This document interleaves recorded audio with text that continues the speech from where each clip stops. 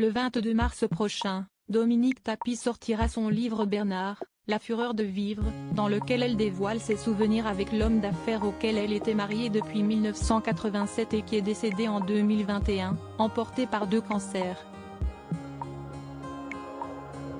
En promotion, la mère de Sophie et de Laurent a accepté de participer à l'émission 7 à 8, diffusée sur TF1 ce dimanche 19 mars. Auprès d'Audrey Crespo-Mara, dans le portrait de la semaine, la veuve de l'ancien patron de l'OM est revenue sur l'importante jalousie de ce dernier, qui était difficile à vivre.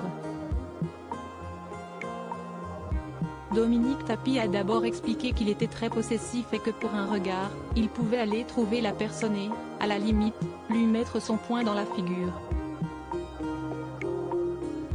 Elle s'est également souvenue de cette crise de jalousie qu'il avait faite alors qu'il était à l'article de la mort, c'était, avec son médecin urgentiste qui vient à 2 h du matin.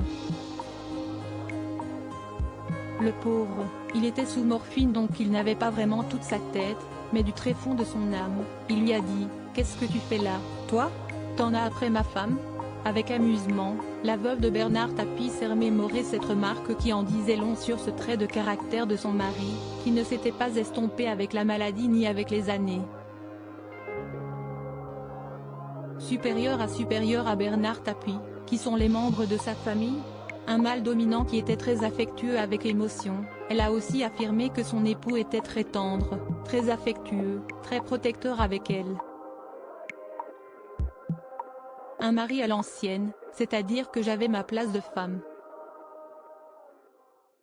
Je devais m'occuper de mes enfants, de ma maison. Et lui travaillait, a-t-elle déclaré en toute honnêteté, en précisant que Bernard Tapie était un patriarche, qui était dominant dans l'intimité comme dans sa vie professionnelle. J'ai épousé un mâle au dos argenté. C'était le chef de famille, a-t-elle indiqué avec le sourire. Une personnalité forte qui le rendait aussi parfois invivable, comme elle l'a raconté sur TF1, il était tellement sûr de lui et de son bon droit qu'il était difficile de le contredire ou d'aller à l'encontre de ce qu'il avait décidé, mais en même temps, souvent, il avait raison. Article écrit avec la collaboration de 6 médias Crédit Photo, capture écran TF1.